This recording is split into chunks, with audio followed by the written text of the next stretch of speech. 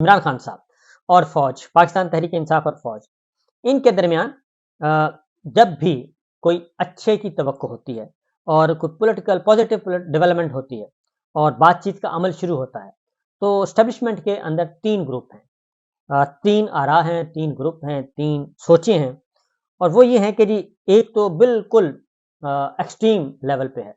वो extreme level है कि इमरान खान और पाकिस्तान तहरीक इंसाफ इनका नामो-निशान तक मिटा दिया जाए। और जिसको कहते हैं डिमोलिश पीटीआई और क्रश इमरान खान, ये प्रोजेक्ट जो है, वो ग्रुप तो ये कहता है। वो कहता है कि जी इसका नज़र ही ना आए, इमरान खान और पाकिस्तान तहरीक इंसाफ।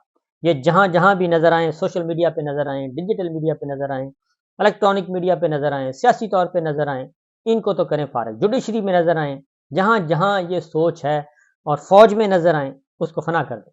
तो एक तो सोच ये है।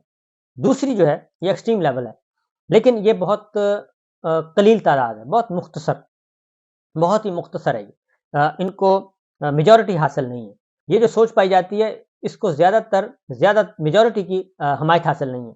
वो कहते हैं कि नहीं, ये दुरुस्त नहीं है और हमें जो अनाउंस किया हुआ है एज़ पर पॉलिसी, हमें सियासत से दूर ही रहना चाहिए और हमें किसी भी सियासी जमात को इस हद तक नहीं जाना चाहिए, किसी भी सियासी जमात के खिलाफ कि कल को मसाइल बने आने वालों के लिए। लिहाज़ा एक तो ये है। दूसरी जो राय पाई जाती है जी, वो है कि वो कहते हैं कि इमरान खान साहब पाकिस्तान के अवाम के साथ जुड़े हुए हैं और बहुत बड़ी सियासी जमात है, सबसे ज़्यादा वोट लिए हैं, सबसे ज़्यादा सीटें ली हैं। ये अलग बात है कि इलेक्शन हमने चोरी कर लिया है और वो सारी दुनिया को पता चल गया कि ये इलेक्शन चोरी हुआ है। इसलिए आप इमरान खान साहब के साथ मामला तय किए जाएँ और इदारे की सतह पे उनसे कोई मामला नहीं होना चाहिए। इदारे के साथ कोई उनका झगड़ा नहीं है, इसलिए उनके साथ वर्किंग रिलेशनशिप होनी चाहिए, जैसे दीगर जमातों के साथ है। अगर वो कल को बरसरे इक़्तिदार आते हैं, तो उसमें कोई ऐसी रुकावट नहीं होनी चाहिए और नफ़रतों को ख़त्म करना चाहिए। ये बहुत अच्छी सोच है जी, बहुत ही अच्छी राय है। लेकिन तो ये जो राय है, जो इमरान खान साहब को और पाकिस्तान तहरीक इंसाफ को एक पाकिस्तानी सियासत का लाज़मी जुज़्व समझते हैं, उनको पज़ीर आई नहीं। उनको उस ग्रुप की मुखालफत है जो कलील तादाद में है।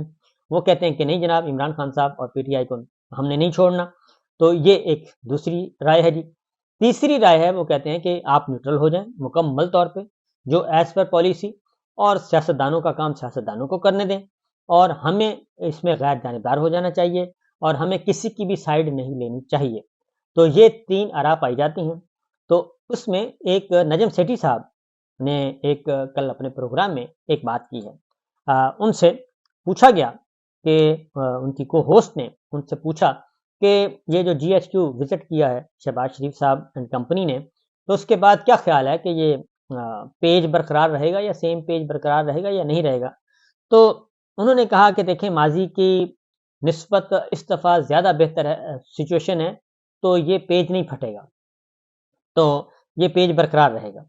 तो मैं ये कहता हूँ कि ये पेज बहुत जल्द फट जाएगा। उसकी वजह ये है कि इस पेज की जो बुनियाद है, जो एक पेज पे आए हैं, वो है ज़ाती मफ़ादात। ज़ाती मफ़ादात, ज़ाती फ़ायदा, ज़ात और ज़ात से बाहर कुछ नहीं है। क्योंकि ये तो सबको पता है कि ये ज़बरदस्ती का सेम पेज है और पाकिस्तान के अवाम इस पेज के साथ नहीं है। तो इसलिए उन्होंने जो अल्फ़ाज़ इस्तेमाल किए वो बड़े डेंजरस हैं।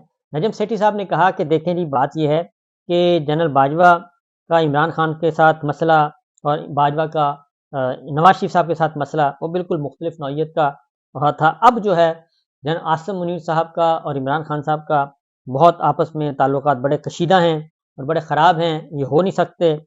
और उन्होंने एक वर्ड यूज़ किया, उन्होंने कहा कि जनरल आसिम मुनीर की पर्सनल ग्रज है इमरान खान के साथ, यानी कि ज़ाती दुश्मनी है। और ज़ाती दुश्मनी नजम सेठी साहब ने कहा कि ऐसी है कि जी चूँकि डीजीआईएसआई के तौर पे इमरान खान साहब ने इनको सैक किया था, यानी कि आईएसआई के ओहदे से हटा दिया था, तो इसलिए वो पर्सनल ग्रज अभी तक चल रही है। तो इमरान खान साहब ने तो उनको नहीं हटाया था और मैं डिटेल सारी अपने जो लाइव व्लॉग है उसमें बता चुका हूँ, वहाँ जाके सुन लीजिएगा। तो इमरान खान साहब ने तो नहीं हटाया था, वो तो जनरल बाजवा ने हटवाया था जनरल आसिम मुनीर साहब को बतौर डीजीआईएसआई, क्योंकि आसिम मुनीर जो हैं वो फैज़ हमीद साहब को लाना चाह रहे थे, क्योंकि फैज़ हमीद साहब भी डीजीसी के तौर पे यहाँ पे काम कर चुके थे और जनरल फैज़ हमीद कह के गए थे कि मैं प्रमोट ہونے کے بعد واپس मैंने DGI آنا ہے، اور یہ جناب باجوہ صاحب بھی بتا رہے تھے کہ یہ عارضی بندوبست ہے۔ تو جناب عاصم منیر صاحب کو بھی اس کا علم تھا، کیونکہ جناب عاصم منیر صاحب جتنا عرصہ DGISI رہے تو ایون سیکٹر کمانڈر بھی تبدیل نہیں ہوئے تھے، سیکٹر کمانڈر بھی وہی تھے، اور جو ڈیٹ کے OCs ہیں وہ بھی وہی تھے، کوئی تبدیلی نہیں کر سکے تھے۔ وہ اسی لیے ہولڈ پہ رکھی تھی جناب باجوہ نے کہ وہاں پہ جنرل فیض نے آنا ہے، میں نے جنرل فیض کو واپس لانا ہے، لہٰذا جنرل فیض صاحب جو ہیں ان کو واپس لایا گیا۔ عمران خان صاحب سے کہا گیا، عمران خان صاحب نے کہا یہ آپ کا مسئلہ ہے، آپ کا فیصلہ ہے، مجھے تو میرا تو کوئی نہیں ہے فیورٹ DGISI۔ تو انہوں نے کہا جی جنرل فیض کو لانا چاہ رہے ہیں، انہوں نے کہا جنرل فیض کو لے آئیں، یہ آپ کا اور آپ کی فوج کا مسئلہ ہے۔ تو اس وقت چونکہ عمران خان صاحب جو ہیں وہ بالکل وہ سمجھ رہے تھے کہ جناب یہ ان کے فوج کے معاملات ہیں، جبکہ DGISI کی اپوائنٹمنٹ جو ہے وہ پرائم منسٹر کا اختیار ہے، لیکن پرائم منسٹر نے کبھی بھی اس اختیار کو پرائم منسٹر کو استعمال کرنے نہیں دیا گیا، کیونکہ وہ بھی فیصلہ جو ہے وہ ادھر سے ہی آتا ہے GHQ سے۔